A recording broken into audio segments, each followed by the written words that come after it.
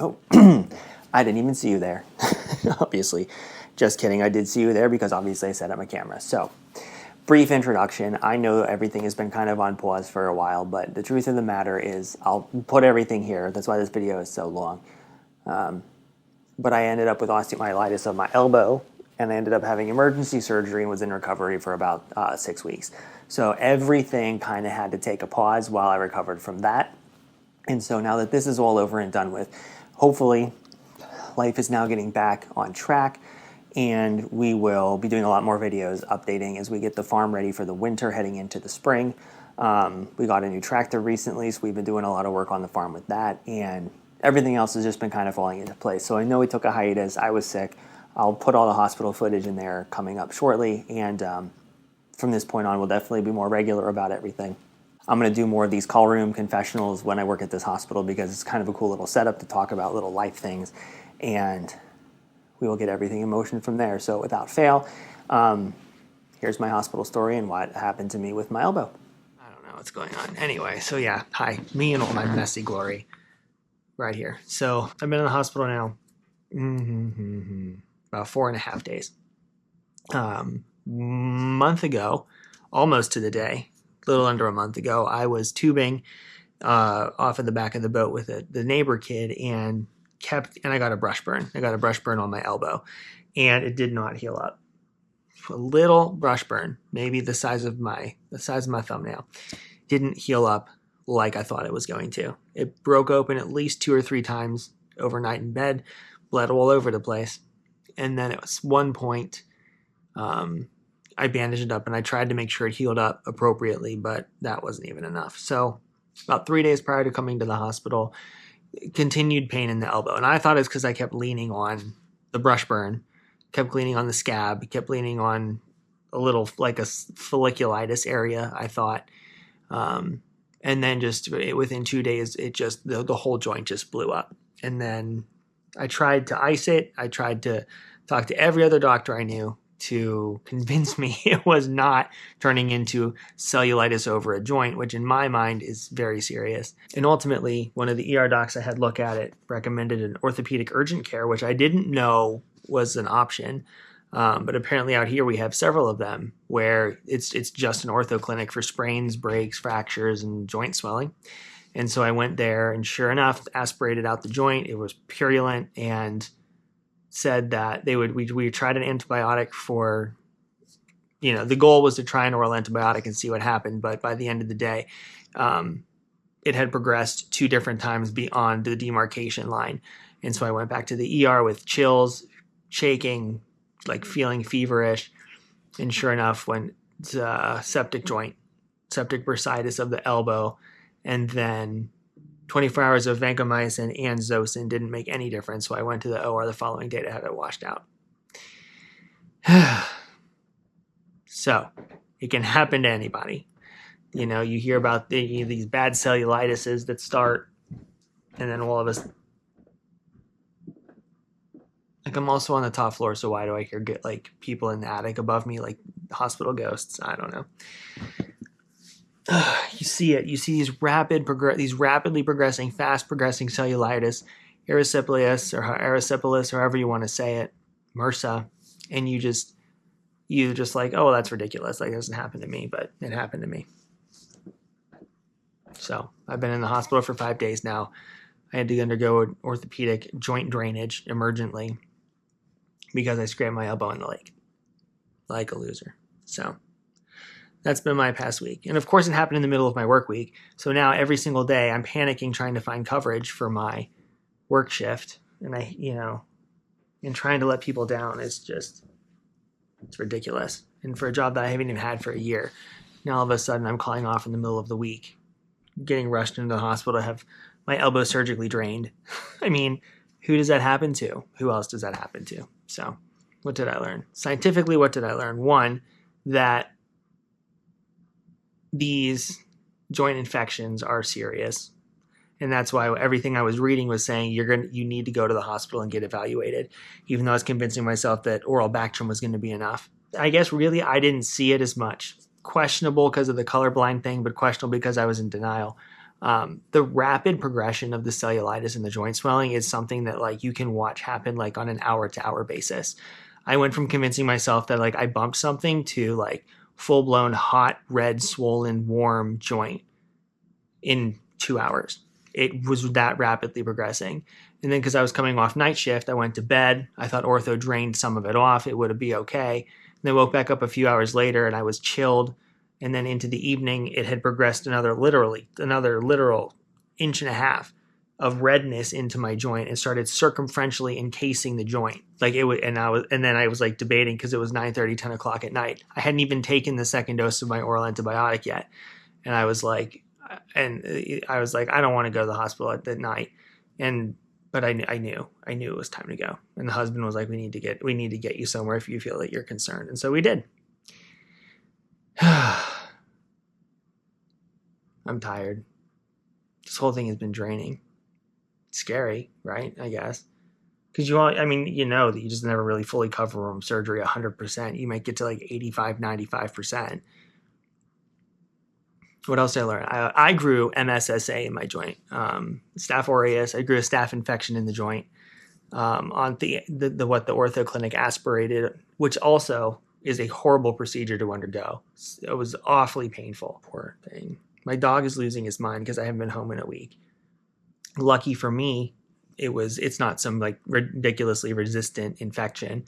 Talking to the infectious disease doctor on my case and the orthopedic doctor on the case, they both said that, once the bacteria, especially in like the elbow joint and in these joints, gets below the skin and gets into the fascial plane, the muscular fascial plane, it just has this unlimited potential and the perfect environment to grow and manipulate. And the replication cycle of Staph aureus itself is so fast that it's not uncommon to see this just rapid progression of growth. This like 0 to 100. It's very common. It's a rapidly divisible bacteria. And so I fit all of the characteristics for exactly what it turned into.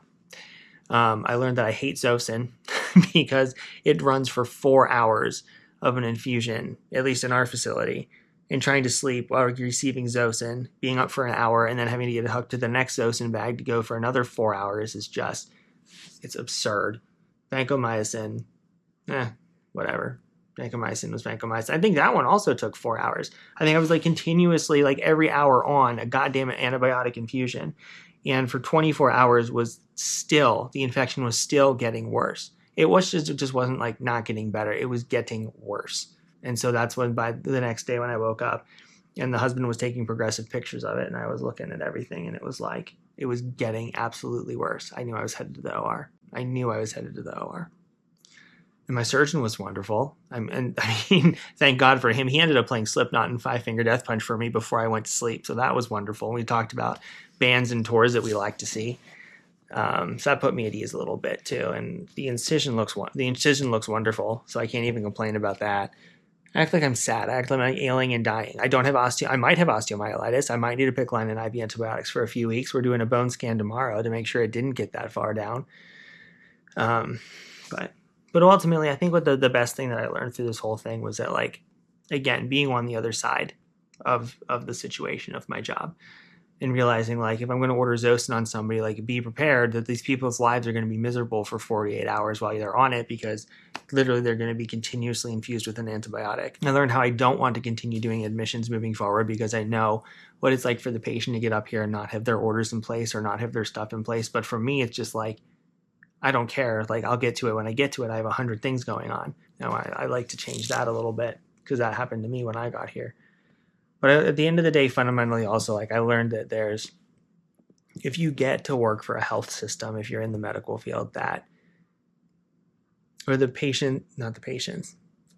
doctors and the nurses and the CNAs and the techs and the phlebotomists, like, care about their job and care about doing the right thing for people, it makes a world of difference. That happened about 10% of the time from the people that I met in Nevada. And out here, it is 95% of the people. And everybody has been so wonderful from getting to the ER to today to tonight to everyone I've met. I mean, they know me, right? They know who I am, and they know that I'm a hospitalist in the health system. So take that for what you will. You know, I do get a little better treatment, but I expect it at the same time because whatever industry you work in, you get treated better in that industry. That's just life. But I never would have even expected this in Nevada because I don't think anybody out there works for the common good. I think everybody out there is out for themselves. But out here, it was just like, we need to get this handled. We all need to work together. The PA from orthopedic surgery, or NP, I don't know what she was. She was fantastic. The surgeon, the ER doctor, the ER nurse when I got here was the most pleasant person. She got everything done that we needed to do immediately. The phlebotomist was the same phlebotomist every day. So, I got to talk to her a little bit more. Everybody's just been wonderful. I cannot, and from my team, my boss, my coordinator, the scheduler, everybody has been working wonderfully with me to just try and get somebody to cover my shift because there's nothing I can do. I can't get out of the hospital to work. In Nevada, our response was, it's on you. But here they were like, don't worry about it. We'll get it handled. I mean, my boss texting me, I kid you not, at 12:06 in the morning, asking how I'm doing and like, if I'm okay, no idea what's going on, missed a call from me, is everything okay? Things like that.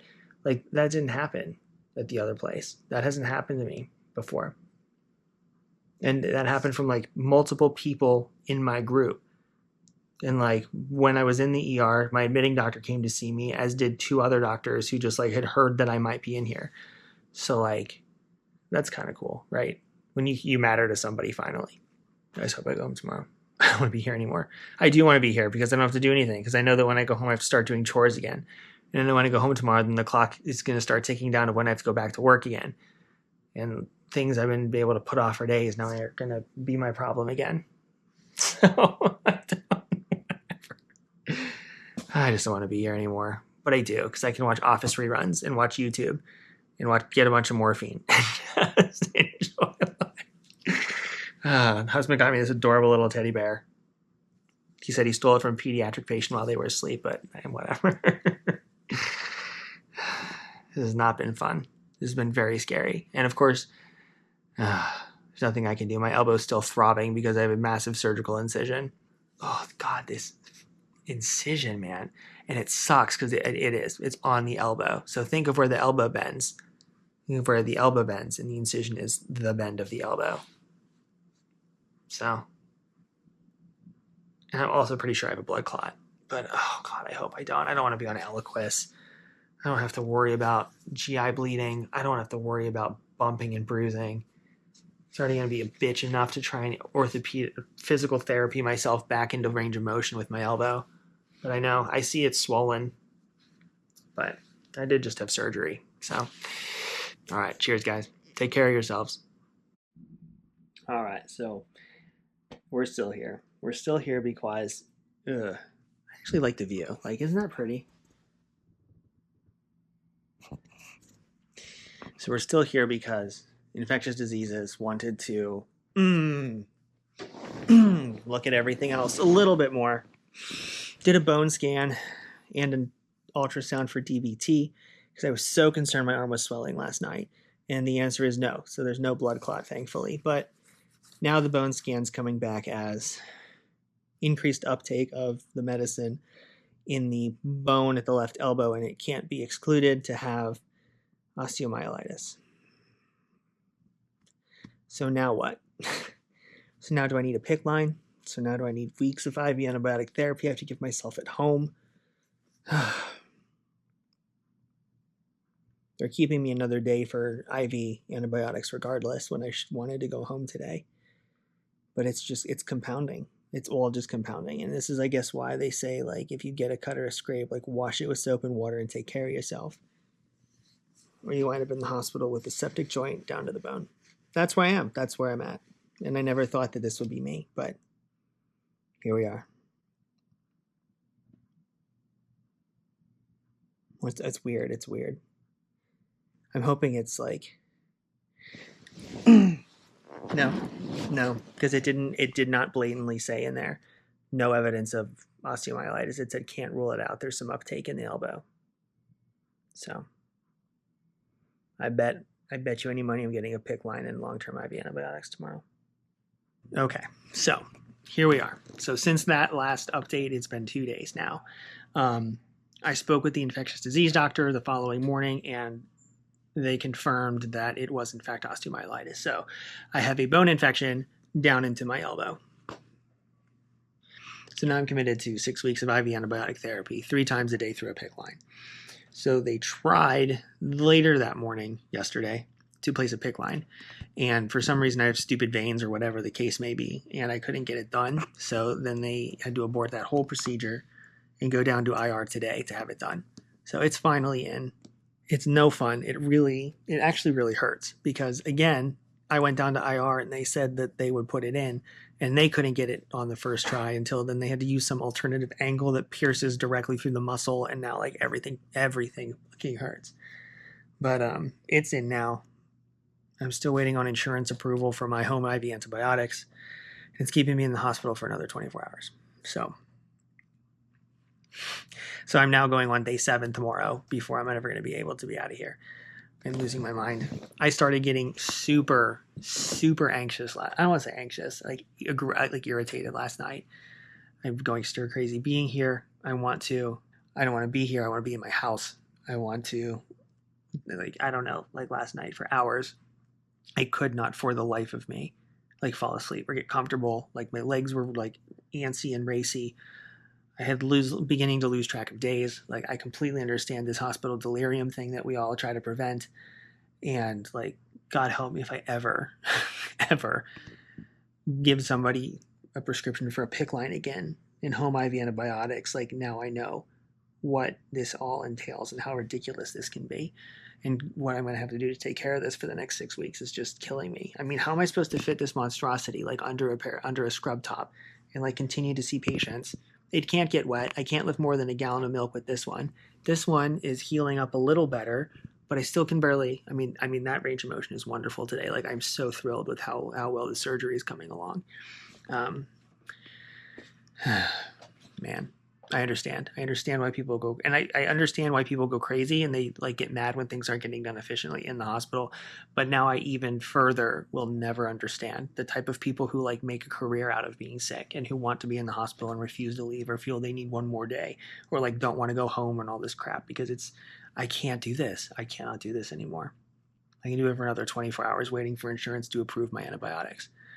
And I'm gonna sign myself out of his medical advice. No, I'm not. So hopefully tomorrow, I will have an update and I will be at home with PICC line, broken elbow, surgical elbow. I feel disgusting. I can't do like a real shower for the next 6 weeks. I have to do it, whatever. I'll figure it out. I need to take a walk.